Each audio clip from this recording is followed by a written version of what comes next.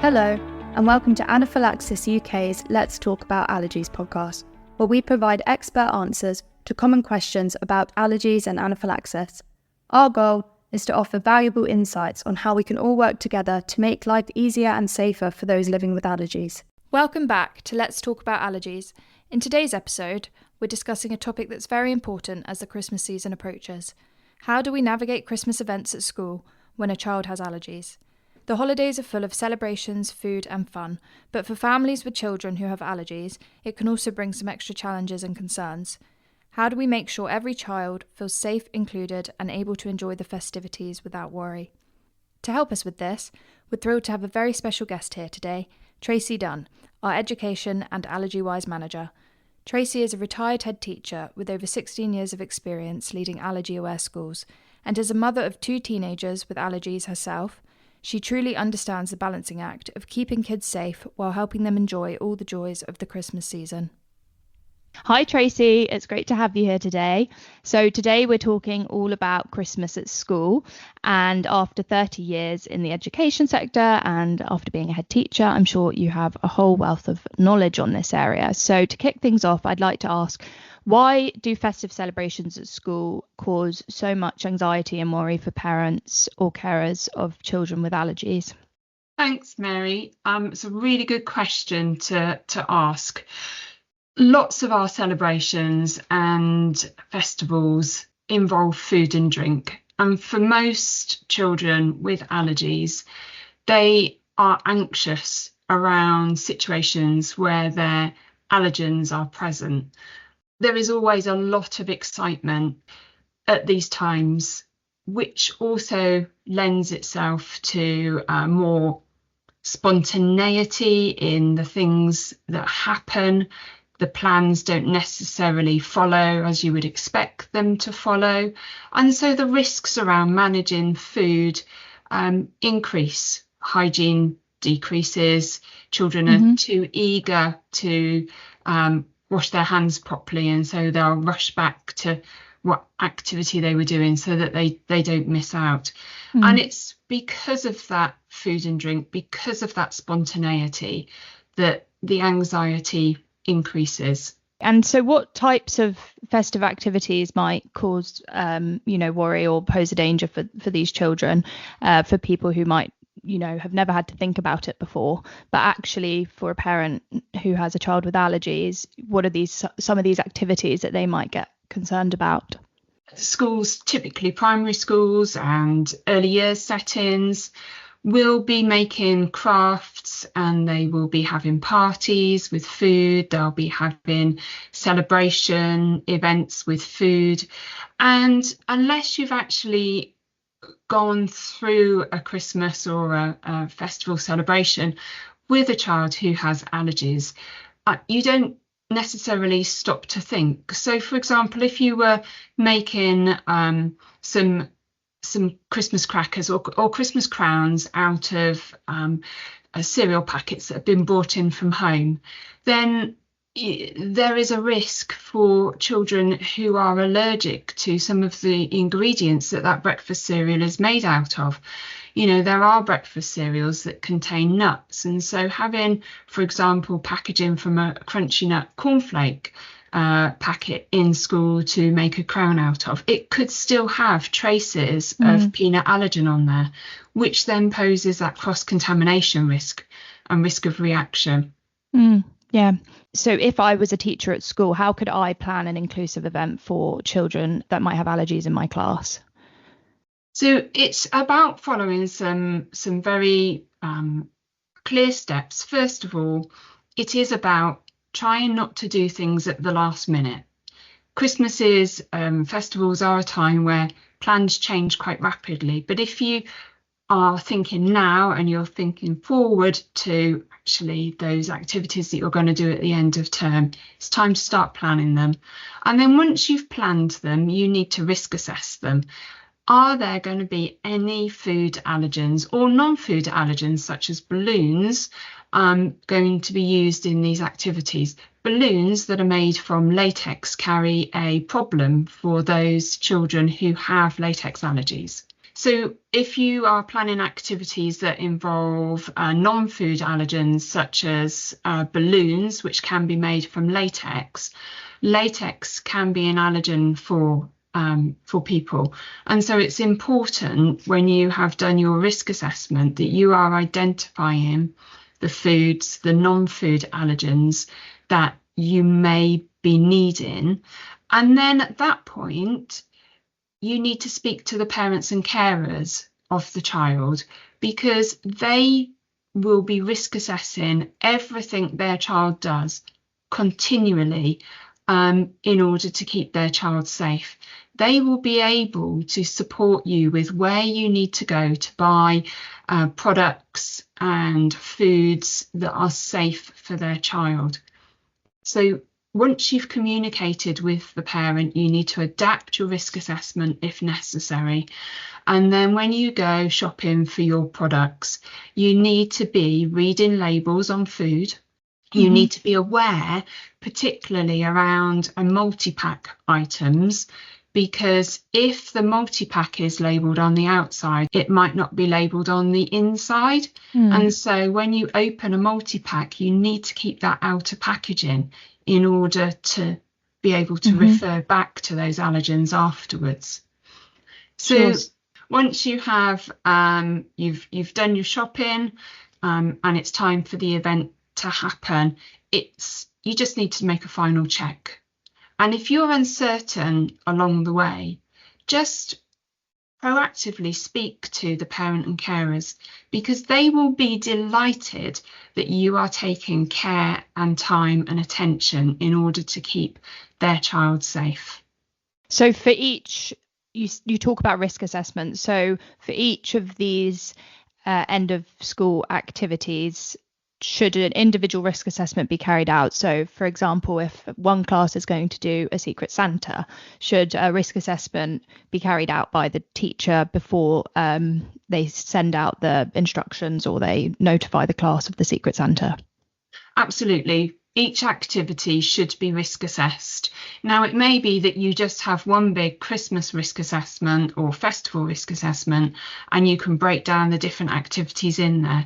But each of those activities do need to be risk assessed in order to make sure that they're safe. And that's probably something that teachers haven't necessarily thought about until this point, but it is a really key way in order to help you think through what those risks and challenges will be and find ways to overcome them. So with the risk assessment, could they just use our risk assessment template that's on our website for the individual activities? So I've actually just written, and it will be released in the next week or so, a brand new risk assessment just for events, activities and festivals, which will guide people through actually this process. And they'll be able to either take one section or the whole thing and use it and add to it as necessary. Amazing. So if you have a child in your class that has an allergy, let's say an egg allergy, I'm just wondering, from a parent's perspective, would you be safer not making your own food and just bringing in food? Say you're having a class party, so there's snacks being brought in, but you've been told by the teacher that one of the children has a serious egg allergy. So would that say, we need to bring in foods that are pre-packed and pre-made versus making our own cakes? And should we at that point be avoiding bringing in any cakes, homemade cakes with egg in them, into the classroom? It's all about making sure that we've got the right information available at that time. So we don't need to prevent homemade cakes, but what we do need to know is what ingredients have been used in order to make them. And so by asking for parents and carers to provide that full ingredient list, and that will help everybody. It will help the staff to identify what might be a risk for the child. Depending on the age of the child, it will help the child identify what's a risk for them. So we don't need to exclude homemade food, but having the right information is crucial. Mm-hmm. And just wondering on your own experience, because I know you have children with serious allergies, when you were sending your children to school and they had a party at school in the classroom and people were bringing in cakes, and let's say a parent made something and they purposefully left out peanut if your son had a peanut allergy.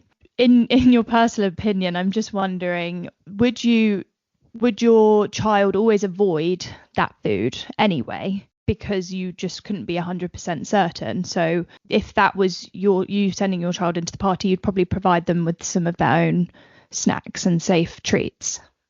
Yeah, I typically always used to send in some cake that I knew would be safe for my son to eat. But it would very much depend on whether we knew who had made it, because typically in a class, you know the other parents.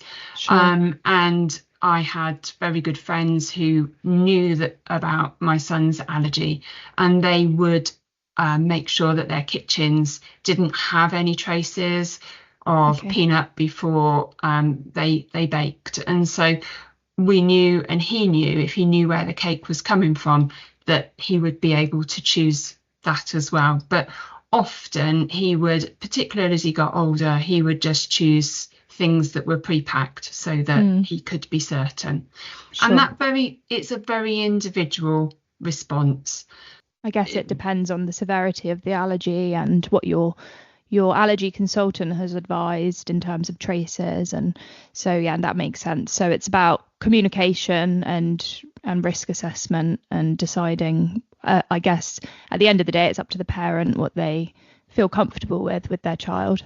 So for those parents who are looking to buy some Christmas treats for their child that has allergies, or for another parent who wants to provide something that is allergy safe for the other classmates, is there a database or a resource online somewhere that could help schools identify safe food options that they could provide? So teachers as well, that would be, if they're putting on a party or an event for the children. That's a really good question, Mary. And sadly, there isn't. And so parents are the best database that there are. So if you were to ask a parent or carer where they shopped and what products they bought and what pack sizes they bought, they would probably be able to reel off 2 or 3 examples of places that you could go. I know that that's certainly where I am as a parent of a child with an allergy, and I know which brands that I would say avoid. There's just no point looking, and which brands that you would be able to go and because they're brands that we buy. There are some shops, some supermarkets that we just can't shop in, simply because of the way their products are manufactured. And even when I do shop, we have to check the labels each time, because if the recipe changes or the line changes, then the allergen information will change. Sometimes you might see that they've flagged it with this has got a new recipe, but you can't rely on that. And I think one thing that listeners need to know is that the top 14 food allergens have to be emphasised on a packet.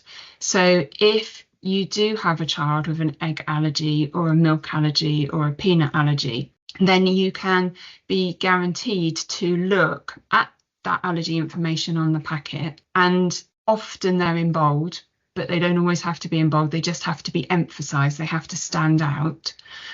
And it makes that easier to see. The person looking always needs to look to see if there is something called a may contain also on the label, because manufacturers will sometimes let you know if a product has a chance of having an allergen in it. And so it's important to check that too. I'm just thinking on a practical level. I'm trying to imagine what it used to be like being at school, and, you know, the kind of buffet style treats that might be out. If you had a teacher who is planning an event, and you know people are going to bring things in, and there is going to be a spread of treats and foods, maybe some homemade stuff. If you have someone with allergies in your class, how does that work? Is it best to just avoid a food activity in that case? I'm just imagining if someone had a nut allergy and someone was bringing in treats with maybe nuts on it, and it was on the same table as some other things, or would you have a separate area for the child's food, or is it all about washing hands and making sure you're taking the right precautions? I know it depends on the situation, but do you have any advice there, just perhaps for teachers who are thinking, should I just point blank avoid doing food in my class? No, you don't have to avoid doing food in your class, but you just need to put some safeguards in place. So we need to make sure that hands are clean and they're washed with hot soapy water. Antibac doesn't remove the proteins, which are the allergens, and so they could still spread. So we want to have our hands washed in hot soapy water. It would make sense to have food that the child is allergic to, if it can't be eliminated, in a particular area. But we need to be remembering, we really need to make sure this child is included. So it's not to put them separate, because that would make you feel awful, wouldn't it? If everybody else is sat around a table having a lovely time and you've got to sit by yourself, you're not going to be having a lovely time. So we really need to be making sure that when we think that we're including, we really are including. Sometimes if, say, we talk about egg and we know we've got cake with egg in it, then we would perhaps have that at the opposite end of the table, and hands would be washed before and hands would be washed afterwards to make sure that we haven't got those traces of protein being spread around the classroom by accident, and making sure things are labelled. Because if we know what the allergens are, half the battle is won. The other thing that we need to do as well is make sure that all the helpers are aware that there is a child with allergies in the class and who it is. Not so that they can be pointed out or hovered over, but just so that the adults are really aware of the interactions between all of the children. And should the worst thing happen, that a reaction starts, it can be acted on really, really quickly. What are some examples if someone did want to do an allergy-friendly festive activity or a food-free festive activity? Do you have any experience of some of those that you had at school? Yeah, we moved to having our Christmas parties actually without food, because we found that in the afternoon they just had lunch. There was just a huge amount of food waste, and the children had as much enjoyment from making crafts and playing party games as they did from having another really big feast. So we did stop, and that was discussed with all of the teachers, and we felt that was entirely appropriate. We then also replaced past the parcel sweets with forfeits, which the children really enjoyed, and actually forfeits became a thing, and we took sweets out of any of the prizes to make sure that they were inclusive for everybody. And the forfeits became a really strong factor, which the children were desperate in order to be able to get their forfeit, and that added to the humour. So it's really easy to eliminate food from activities without it costing a lot of money. And did you find that you got much pushback from any parents of children without allergies who said, well, my child it's Christmas time and they want to have some chocolate? Or No, we didn't. We didn't have any pushback at all. And I think it's important to actually think about how you're communicating these things. If you communicate it in a way that you are pointing the finger at the children with allergies, then you are more likely to get the pushback. Whereas we communicated it and we said that actually we're finding that we're getting a huge amount of food waste. And so we are going to eliminate the party food. And after the first year, everybody's just used to it. They don't expect it anymore. When the children have had a really lovely time, we didn't communicate the fact that we were taking sweets out of the wrappers, the pass the parcel wrappers and things like that, because it wasn't necessary. We weren't pointing anything at children with allergies, and I think it's crucial that they are not scapegoated, because we wouldn't do that for any other medical condition or physical ability or disability. We just wouldn't do that. So why would we do it if absolutely for allergies? So how can school collaborate better with parents to alleviate some of that worry and make sure they feel that their child has a safe and inclusive experience at school during the festive period? It's really simple: proactive, open and honest communication. And is there anything that school can do to encourage those children to advocate for themselves and to make them feel included? I think there's two things that schools can do which are really important. The first thing is, for the child with the allergies, is to encourage them, if they're offered food, to always say to whichever adult it is this safe for me? That phrase will make the adult think, why is this child asking me that question? And we'll say, why are you asking me that? And then you've got your conversation, and the adult understands that there is a risk there. So that's the first thing, and that's all that child needs to be empowered to do, is to ask, is this safe for me? The other thing is to make sure that teaching about allergies is firmly in place in the curriculum. And that teaching about allergies can come through assemblies, of which we have them on our website that can be downloaded, or it can be that I come into a school and I lead an assembly for the school. Also, our AllergyWise courses have lesson plans written by me when I was a volunteer, tried and tested by the teachers in my schools, and they help the children learn about allergies. And the more that children understand about allergies, the better they are at accommodating and being kind and inclusive themselves. They will advocate for one another. There's no better advocate than another child, whether or not they are your friend or not.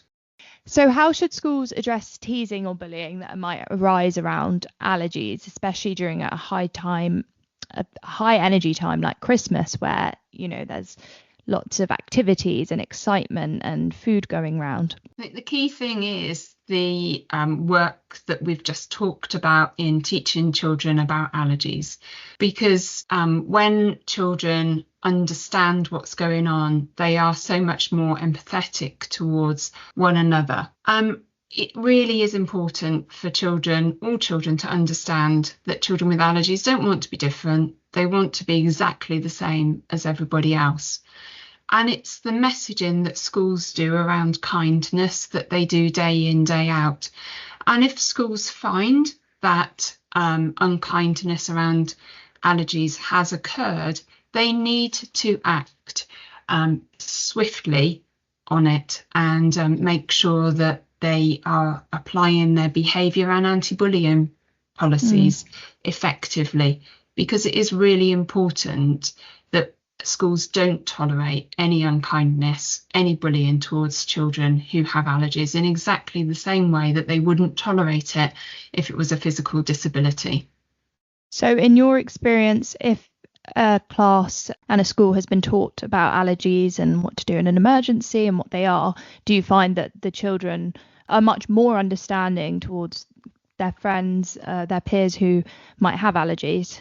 Absolutely. I found that the children were constantly advocating for one another and actually telling the staff, particularly cover staff, that there were children with allergies, or they couldn't do this, or they knew, they understood, and they just accept it in the same way that they accept other medical conditions and other illnesses. And what specific training should school staff have then to safely manage allergies during Christmas celebrations and, of course, all year round? Yeah, and I think it's the all year round bit. If you've got your training for all year round, then you've got everything you need in order to manage Christmas and other festivals safely. So you need to have training that is medically backed and produced. It's really important that it covers things like the signs and symptoms of allergy, anaphylaxis, and how to use an adrenaline auto-injector. The brand names are Jets and EpiPen. It's really important that the training includes whole school awareness. And without it being a whole school awareness, the training will not be as effective. And if the training just focuses on emergency response, it's not sufficient. So we're really fortunate at Anaphylaxis UK. We have training courses for each of the different education sectors that covers all of that, is written by experts. And you can be assured of the clinical knowledge that has gone into that, and the education knowledge that has gone into it, because it's being clinicians and teaching staff who have written it. So it really works for schools because it's been written by the people who understand both things. So that can make that, if you have that sort of training in place, then you can be sure that, you know, if the worst come to worst and someone did have an allergic reaction, that you are well prepared, you know, in that case that did happen, so that you could deal with the situation quickly and easily. Yes, very much so. And I'd also recommend schools at this time of the year thinking about just recapping bits in a briefing or a staff meeting, reminding staff about which children do have allergies, running through their allergy action plans.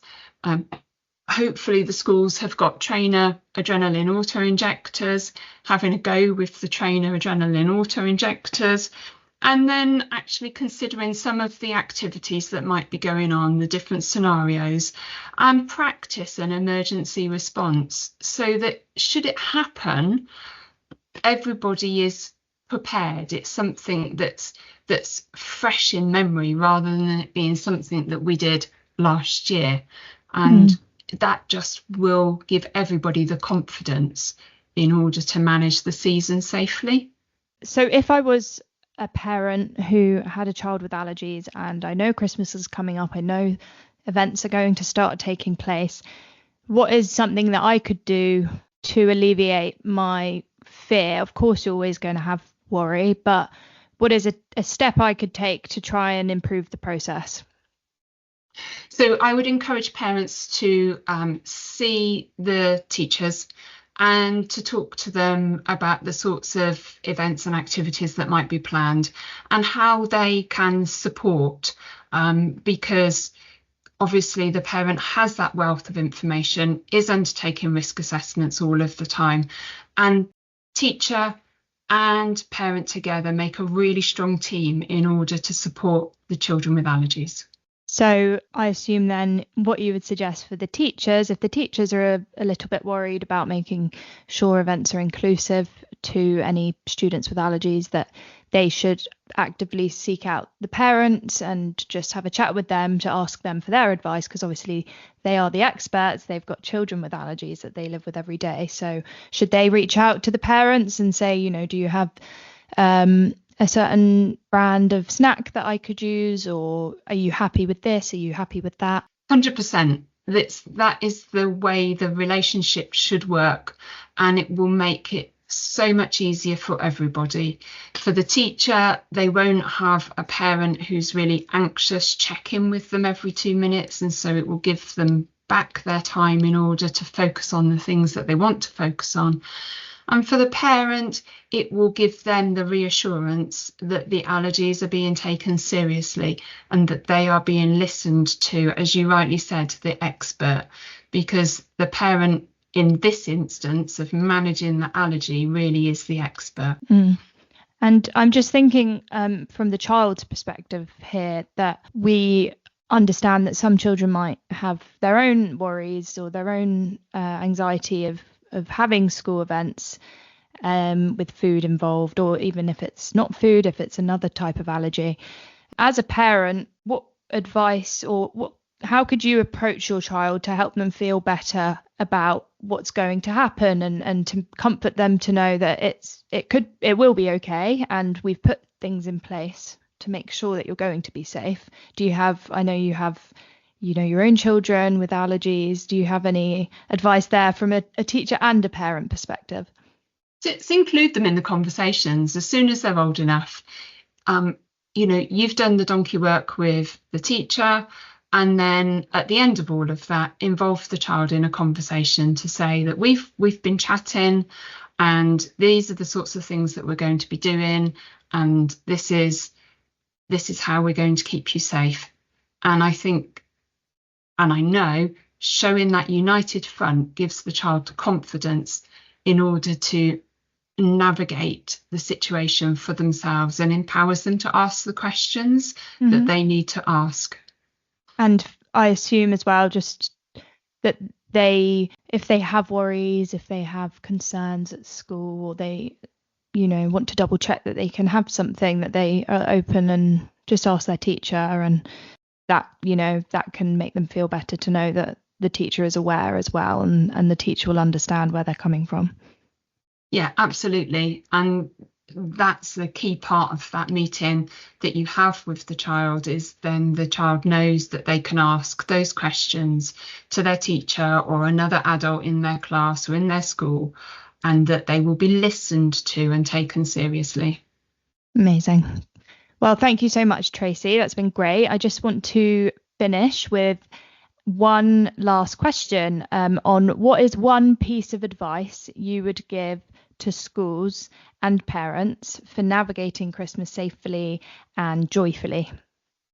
It really is support one another, have proactive communication, and work together as a team. Thanks so much, Tracey. It's been great to have you.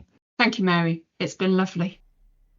We hope you enjoyed tuning in to today's podcast on this very important topic. To make sure you don't miss any episodes, you can subscribe to our podcast on your favourite podcast app, including Spotify and Apple Music. Finally, be sure to follow us on social media at Anaphylaxis UK to join in the conversation, and let us know if there are any questions you would like us to answer next time.